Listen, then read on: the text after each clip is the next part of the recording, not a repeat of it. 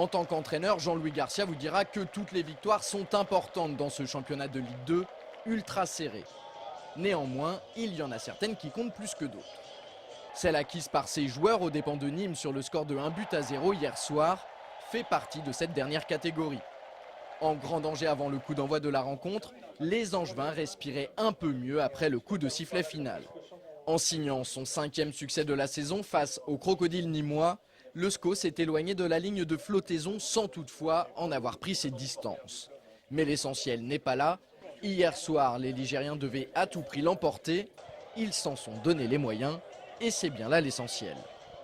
Soulagé si on veut, surtout satisfait parce que je crois qu'on a mérité cette victoire, on a fait ce qu'il fallait pour l'emporter dans des conditions qui étaient encore très difficiles. Mais de quelles conditions parle le technicien angevin? Psychologique, climatique, certainement un peu des deux. Entre l'enjeu presque paralysant de la rencontre et une pelouse certes trempée mais plus proche du champ de patates que d'un terrain de football, l'environnement ne semblait effectivement pas favorable aux Angevins. Mais conscients de l'obligation de prendre les 3 points, les hommes de Jean-Louis Garcia ont d'entrée marqué leur territoire. En première période, ils se sont créés une demi-douzaine d'occasions sans toutefois parvenir à les concrétiser.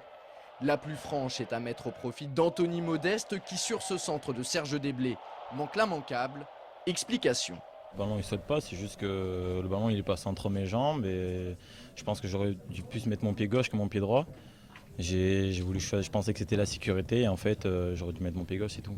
Honnêtement, ça aurait été 2-3 mois en arrière, j'aurais douté. Maintenant je doute pas parce que je pense que les grands joueurs on les voit à travers ces moments comme ça. Pas faux, c'est en général dans la difficulté que l'on reconnaît les grands footballeurs. Et avoir la force de caractère qu'a montré Anthony Modeste en deuxième mi-temps, on est en droit de penser que c'est un grand joueur.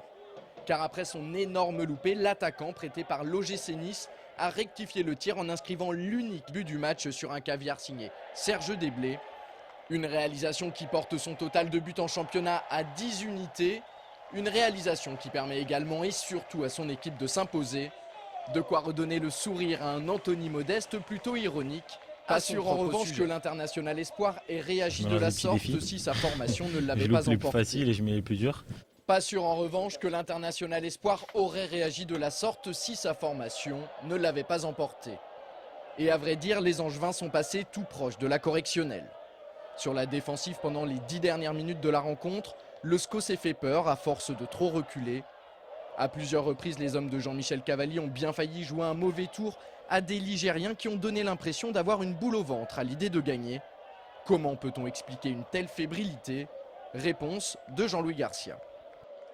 La réponse, on l'a tous. Si on est 3e, on gère le match beaucoup mieux que si on est à 16e avant le match.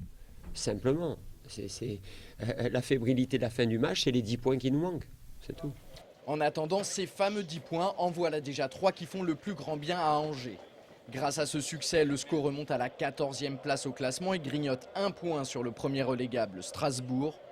Place maintenant au derby contre le Stade Lavallois vendredi prochain au stade Francis Levasseur. Un derby qui s'annonce chaud bouillant.